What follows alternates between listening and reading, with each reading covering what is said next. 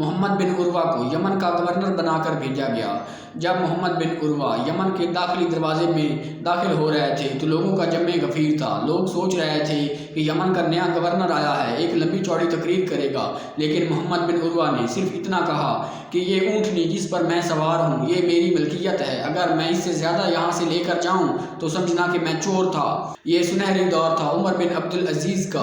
मोहम्मद बिन उर्वा ने दिन रात मेहनत की, यमन को खुशहाली का मरकज़ बनाया और जब वो जाने लगे, उनका गवर्नरी का दौर ख़त्म हुआ और वो यमन शहर छोड़कर जा रहे थे तो लोगों का जमे गफीर था, लोगों की आंखों में आंसू थे और लोग एक दफ़ा फिर से तवक्को कर रहे थे कि एक लंबी चौड़ी तकरीर होगी। लेकिन उन्होंने कहा कि ए यमन के लोगों, ये मेरी ऊँटनी है और मैं इसके साथ वापस जा रहा हूँ, इससे ज़्यादा मैंने यहाँ से कुछ नहीं लिया। जो लोग भी हुकूमत के किसी भी ओहदे पर रहें, चाहे वो सरकारी मुलाजिम हो या कोई मुशीर हो या कोई वज़ीर हो, गवर्नर हो, उन सभी से उनके उस ओहदे के ऊपर रहने के बाद जब वो आएँ तो उनका हिसाब होना चाहिए, जब वो छोड़ के जाएँ तो उनका हिसाब होना चाहिए। चिली के मशहूर शायर पैब्लो नेरूदा ने कहा था कि कहो तुम अदालत में जाने से पहले, कहो तुम अदालत में जाने से पहले, कहो तुम वजारत में जाने से पहले, कहो तुम सफारत में जाने से पहले, दिखाओ अपने आमाल नामे, क़यामत के दिन खुदा पर न छोड़ो, खुदा से ये लोग डरते नहीं हैं।